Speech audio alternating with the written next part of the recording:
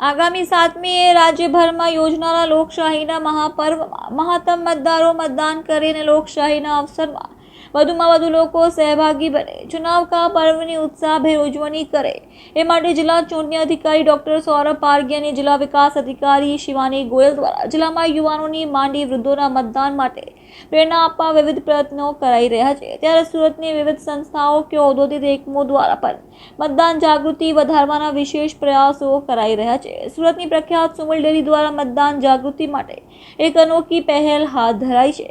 Samuel dairy संस्था द्वारा रोजनी आश्रे 12.50 लाख थैलियों पर चुनाव का पर्व देश का गर्व सूत्र ने प्रिंट करावी मतदान जागृति संदेश लाखों घरे पहुंचाड़वामां आवे छे। तेमज तेमना द्वारा आगामी अमुक दिवसों सुधी आ ज रीते मतदान जागृतिनो प्रयासों करवामां आवी रह्या छे, जेना द्वारा मोटी संख्यामां लोकोए मतदान करवा प्रोत्साहित करवामां आवी रह्या छे।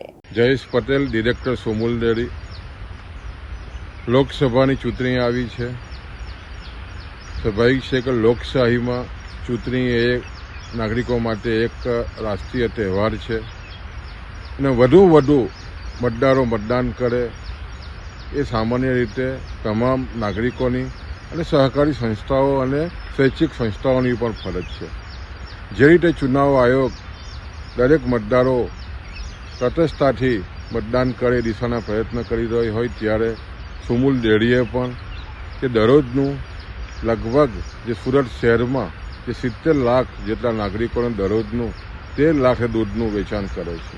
એટલે સ્વાભાવિક છે કે અમારી પણ ફરજ છે કે લોકશાહીમાં ચૂંટણીના પર્વની તમામ લોકોને જાણ થાય। એના અનુસંધાનમાં જે અમારી દૂધની થેલીઓ છે એની પર અમે લખાણ લખીને તમામ નાગરિકો જાગૃતિ થાય એ દિશાના પ્રયત્ન કરી રહ્યા છે। અને આના અનુસંધાનમાં અમે ગર્વ સાથે કહી શકીએ છીએ કે જ્યારે લોકશાહીનો પર્વ ચૂંટણી હોય ત્યારે સ્વાભાવિક છે કે આમાં વધુ મતદારો ભાગ લે। એના અનુસંધાનમાં સુમૂલ ડેરીની આ પહેલે તમામ નાગરિકોએ પણ વખાણી છે અને આવનાર દિવસોમાં હજુ પણ ચૂંટણી જાહેર લગભગ 7મી મે જ્યારે થવાની છે ત્યારે ત્યાં સુધી તમામ થેલીઓ પર આ ચૂંટણી પર્વનું ચિહ્નથી લોકોને જાગૃત થાય એ દિશાનો નમ્ર પ્રયાસ છે।